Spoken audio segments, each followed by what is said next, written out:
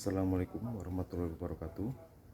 Selamat pagi anak-anakku 10 IPS 4 yang Bapak sayangi dan Bapak banggakan.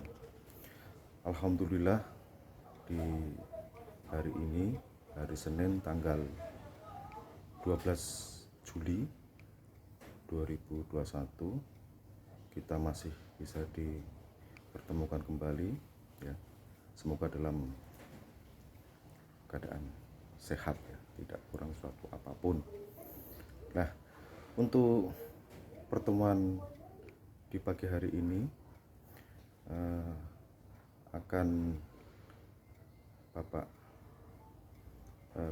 jelaskan ya untuk beberapa semester ke depan apa yang harus kita lakukan. Tapi sebelumnya Bapak ucapkan selamat buat kalian semua siswa kelas 10 IPS 4 yang sudah diterima di SMA Negeri 1 Petarukan. Bapak ucapkan selamat bergabung, kemudian juga selamat untuk menimba ilmu ya, berkreativitas untuk kesuksesan kalian yang akan datang ya. Baik, sebelumnya perkenalkan dulu, ini Bapak nama lengkapnya Bapak Yuli Trisetyo Handoyo, sarjana hukum dengan gelar SH. Dan Bapak juga nanti akan menjadi wali kelas kalian selama 1 tahun, dengan harapan Bapak bisa memberikan yang terbaik untuk kelas kalian. Tapi dengan syarat kita juga harus melakukan kerjasama yang baik, terutama dalam hal pembelajaran seperti itu. Nah, untuk yang selanjutnya ada beberapa yang perlu Bapak jelaskan sebelum kita memulai untuk KPM ya, karena memang nanti KPM insya Allah akan dilaksanakan setelah MPLS ya. MPLS kita laksanakan dari tanggal 12 hingga tanggal 14, insya Allah semoga berjalan dengan lancar. Dan untuk MPLS ini, mohon maaf kita tidak bisa tatap muka, yang kita lakukan dengan menggunakan daring ya, dalam jaringan. Tapi kita bismillah tidak akan membentangkan semangat kita untuk melaksanakan kegiatan tersebut ya. Untuk awal kita pada kesempatan hari ini akan Bapak jelaskan mengenai yang pertama, yaitu tentang apa sih itu PJJ ya. Mengapa PJJ itu dilaksanakan? Yang pertama, PJJ adalah pembelajaran jarak jauh ya, menggunakan jaringan ya. Dan ini kita laksanakan karena situasi pandemi di bangsa kita ya. Ya sebetulnya tidak hanya di bangsa kita, tapi seluruh dunia.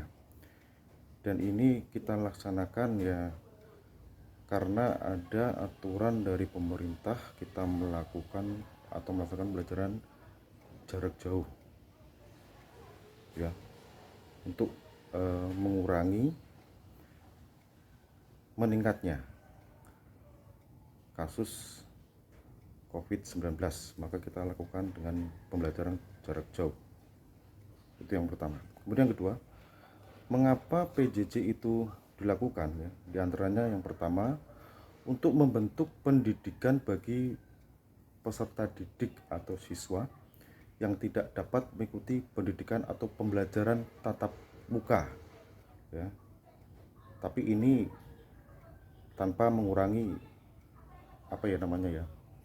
kualitas pendidikan atau pembelajaran tersebut ya. Jadi tetap semangat untuk mengikuti pembelajaran dengan sistem daring seperti itu. Kemudian yang kedua,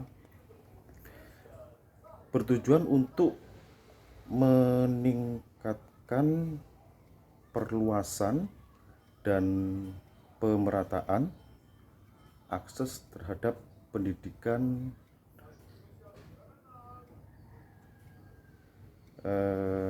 yang bermutu ya, bermutu dan berkualitas sesuai dengan kebutuhan.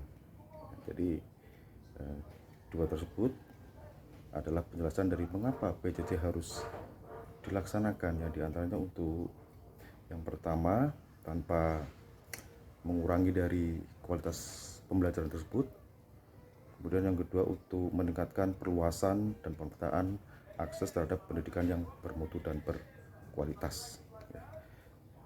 Kemudian juga sebelum kita mengawali pembelajaran untuk ke depan, ini juga perlu dibentuk struktur serta organisasi di dalam kelas ya. Ya walaupun memang tidak mungkin kita akan membentuk struktur organisasi kelas secara musyawarah bersama, ketemu di kelas, kumpul bareng, itu tidak mungkin ya. Tapi ini harus kita bentuk ya. Yang pertama untuk membentuk atau menunjuk ketua kelas, itu yang pertama. Kemudian yang kedua wakil. Selanjutnya sekretaris juga perlu, bendahara, serta pembantu umum. Itu saja. Ya. Untuk yang harian gimana Pak? Yang jelas tidak mungkin ya, tidak akan kita bentukkan yang mau. Tidak mungkin misalnya kita mau berangkat seperti itu. Hanya beberapa struktur organisasi tadi, ketua kelas, terus wakil, sekretaris, bendahara, dan pembantu umum. Itu yang kita bentuk. Nah, itu adalah struktur dari organisasi di kelas seperti itu. Kemudian untuk aktivitas PJJ itu sendiri ya, apa sih yang akan kita lakukan? Yang pertama, aktivitas itu sendiri ya, kita akan mengadakan atau melaksanakan pembelajaran secara daring ya, tanpa mengurangi tata tertib yang berlaku. Tata tertib yang berlaku itu apa Pak?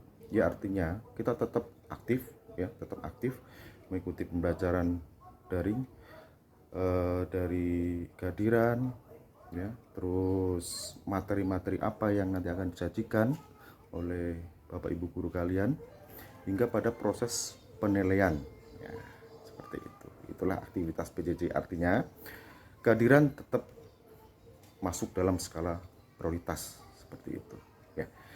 Dan selanjutnya mengenai penilaian PJJ itu sendiri, ada beberapa penilaian ya, Yang pertama adalah tugas ya. Kita tetap akan mengerjakan tugas ya, yang diberikan oleh Bapak Ibu guru pada kalian, seperti dengan tatap muka ya, karena tugas merupakan salah satu sumber penilaian guru. Akan tetapi mungkin dengan skema atau penugasan daring ya. Contoh untuk instruksi tertulis yang detail tapi cukup ringkas dan mudah dipahami oleh siswa, dan akan sangat membantu siswa itu sendiri dalam memahami apa saja yang harus dikerjakan ya. Jadi tidak terlalu ribet atau apa, yang penting kalian bisa memahami tugas yang diberikan oleh Bapak Ibu guru dan kalian kerjakan dengan penuh tanggung jawab ya. Kemudian yang kedua yaitu ujian. Ujian tetap harus kita laksanakan ya, selain tugas ya. Karena ujian tersebut sebagai evaluasi ya, evaluasi pada proses pembelajaran yang selama ini kita kerjakan ya. Cuma nanti pelaksanaannya kita ikuti sesuai dengan kalender pendidikan yang ada ya. Mungkin nanti ada PTS ya, penilaian tengah semester. Kemudian yang terakhir biasanya dalam satu semester itu ada PAS ya, penilaian akhir semester, seperti itu. Kemudian yang ketiga yaitu forum diskusi. Nah, berbicara mengenai forum diskusi, bagaimana sih Pak untuk pelaksananya agar forum diskusi itu berjalan dengan baik? Padahal yang namanya diskusi itu kan sebelum ada pandemi ini kita laksanakan dengan duduk bareng ya, duduk bareng dalam satu ruangan. Kemudian ada materi apa, ada studi kasus apa yang harus kita diskusikan. Tapi dengan situasi dan kondisi seperti ini, jangan sampai kita terhambat ya dengan pelaksanaan diskusi yang kita laksanakan ya. Ya mungkin diskusi itu nanti akan kita laksanakan tetap ya, tapi bisa dengan menggunakan WAG, WhatsApp group itu sendiri, bisa juga dengan GC ya atau Google Classroom ya, dimana nanti Bapak Ibu bisa memberikan tugas berupa studi kasus, di mana di situ nanti siswa bisa saling berdiskusi. Tidak hanya siswa saja, Bapak Ibu guru juga ada di dalamnya sebagai semacam mediator juga bisa di dalamnya, dan di situ juga termasuk dalam penilaian pembelajaran jarak jauh ya. Jadi tadi ada 3, yang pertama tugas, kemudian yang kedua itu ujian, dan yang terakhir adalah forum diskusi. Nah, Bapak rasa cukup sekian ya pembukaan setelah perkenalan Bapak pada kalian ya, dengan harapan kalian belajar di SMA Negeri 1 Petarukan dalam keadaan pandemi seperti ini tetap semangat ya, tetap semangat. Insya Allah kalau pandemi itu sudah berlalu, kita pasti akan diketemukan dalam satu ruangan kelas yang begitu indah dan happy ya, seperti itu ya. Oke, Bapak akhiri dulu, tetap jaga 5M ya, 5M tetap kalian jaga dan kalian perhatikan. Yang pertama adalah memakai masker, kemudian yang kedua mencuci tangan dengan menggunakan sabun, yang ketiga menjaga jarak ya, yang keempat menjauhi atau menghindar dari kerumunan atau keramaian, dan yang kelima membatasi diri dari mobilisasi yang tinggi ya, seperti itu ya. Semoga ini dapat diterima oleh kalian. Selamat bergabung di SMA Negeri 1 Petarukan yang kita cintai. Terima kasih. Salam sehat. Wassalamualaikum warahmatullahi wabarakatuh.